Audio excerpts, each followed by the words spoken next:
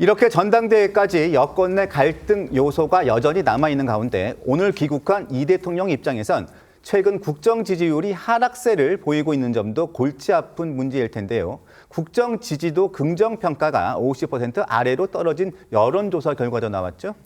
네, 스트레이트 뉴스 의뢰로 여론조사 전문기관 조원 CNI가 조사해 어제 발표한 이 대통령 국정수행 평가 결과인데요.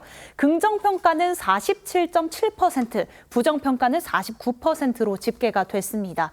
이 오차범위 아니긴 하지만 이 대통령 취임 이후 해당 업체 여론조사에서 부정평가와 긍정평가의 격차가 이렇게 좁혀진 건 처음이고요.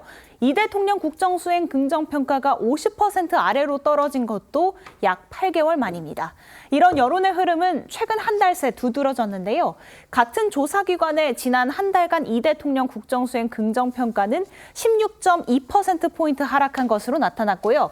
반면 부정평가는 30%대에서 49%로 상승한 상태입니다. 그런가 하면 이 대통령 G7 정상회의를 포함한 유럽 순방 일정 동안 트럼프 미 대통령과 여러 차례 조우하면서 긴밀한 대화를 나눈 것으로 전해졌습니다.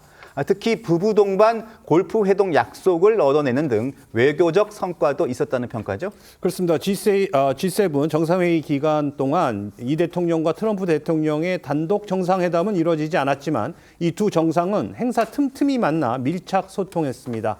특히 두 정상은 현지 시간 16일 저녁이죠. 이 프랑스 마크롱 대통령 부부가 주최한 이 만찬에서는 옆자리에 앉아 한미 동맹과 한반도 문제 등을 주제로 90분가량 대화를 이어간 것으로 전해졌습니다.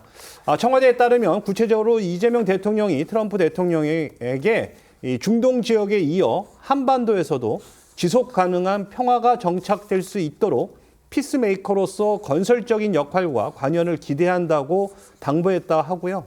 트럼프 대통령은 이에 대해서 필요한 역할을 해 나가겠다고 화답했다고 합니다.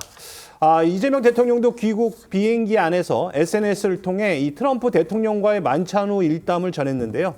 이 만찬 때 트럼프 대통령이 우리 부부와 골프를 함께 하겠다고 해서 아내가 손가락 걸고 약속받았는데 오늘 오찬 후 헤어지면서 다시 골프를 꼭 함께 하자고 했다면서 이 지나가는 말인 줄 알았는데 준비를 해야 할 것 같다며 이 두 정상 간의 우호적인 분위기를 소개했습니다.